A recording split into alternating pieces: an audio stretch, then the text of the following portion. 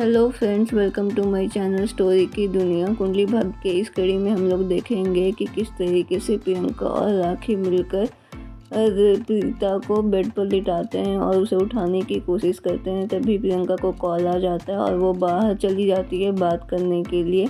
वो कॉल किसी और का नहीं बल्कि अंजलि का होता है और वो उसे बहाना बनाने के लिए बोलती है। जिस तरीके से जो भी हथकंडे उन्होंने अब तक अपनाए हैं वो राज प्रीता ना खोले होश में आने के बाद, और फिर उसके बाद बात करने के बाद अंजलि जब वहाँ जाती है तो पानी लाने के लिए वो राखी को भेज देती है और खुद वॉशरूम से पानी ला करके प्रीता को होश में लाती है और उसे समझाती है कि अगर उसने ये राज खोल दिया तो हो सकता है सब सकते में आ जाए और सबका मज़ा किरकिरा हो जाए। अब अंजलि यहाँ नहीं है, अंजलि यहाँ से जा चुकी है, अब वो आराम से शादी कर सकती है।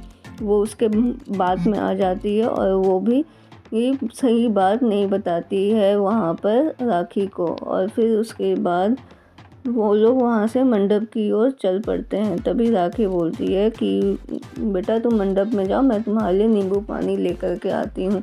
और जैसे ही वो वहाँ से जाती है उसका सामना वहाँ पर गुंडों से हो जाता है, जो कि ढोल नगाड़े वो ढोल वाले के लिबास में होते हैं। और उसके पीछे जबकि प्रियंका आती है और वो भी उसे देखकर हंस रही होती है। वो लोग उसे ज़बरदस्ती पकड़कर वहाँ से किडनैप करके बाहर ले जा रहे होते हैं। तभी वहाँ पर एंट्री होती है किसी और की नहीं बल्कि अंजलि की। अंजलि की एंट्री के बाद वहाँ पर प्रीता शॉक हो जाती है कि किस तरीके से इन दोनों ने मिल करके इसको उल्लू बनाया है, और इन्होंने सही बात बताने से उन्हें मना कर दिया। उसके बाद उसके दिमाग में वही सब चल रहा होता है कि कौन कौन सी चीज़ें उन लोगों ने अब तक उसके साथ की, किस तरीके से उन्होंने वो सारे चीज़ों को अपने फेवर में करने की कोशिश की।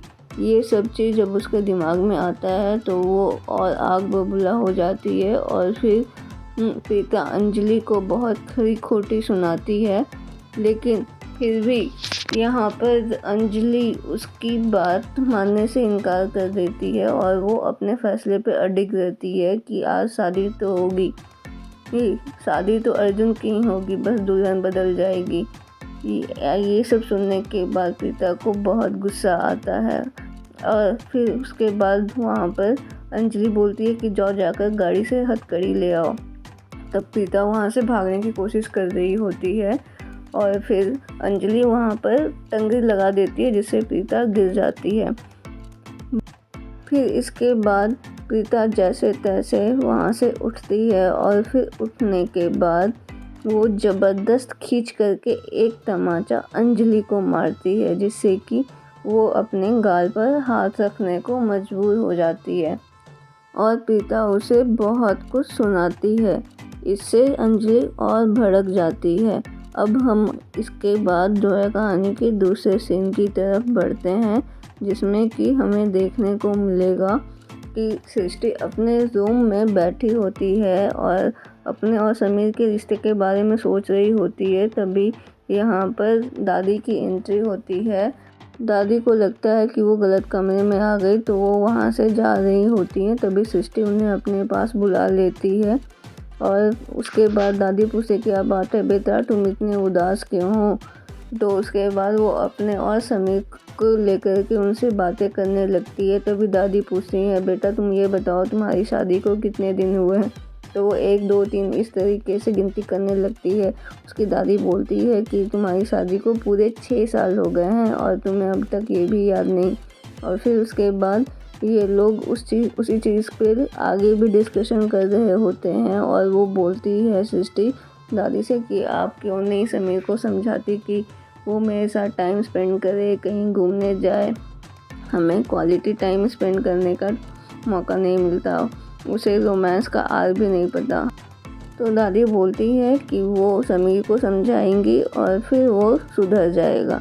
ये सुनकर सृष्टि खुश हो जाती है और दोनों एक दूसरे के गले मिलते हैं। अब हम आते हैं अपने कहानी के पहले वाले सीन की तरफ, जिसमें अंजलि भी प्रीता पे भड़की हुई होती है और उसे समझाने की कोशिश कर रही होती है कि तुम्हें प्रैक्टिकल होना चाहिए, वो अर्जुन ही है, करण नहीं है, वगैरह वगैरह वो बोल रही होती है।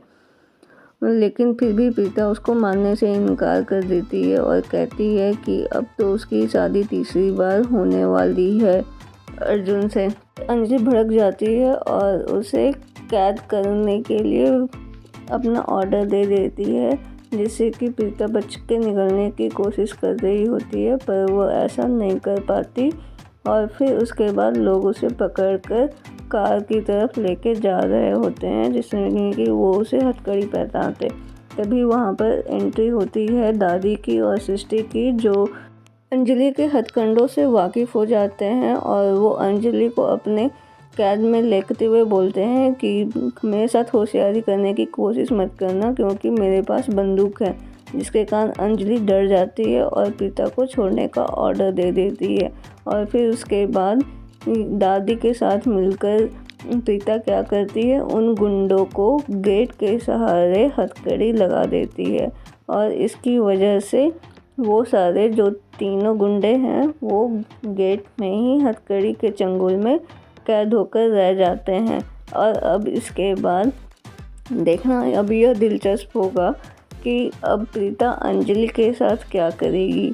क्या अब अर्जुन और प्रीता की शादी हो पाएगी?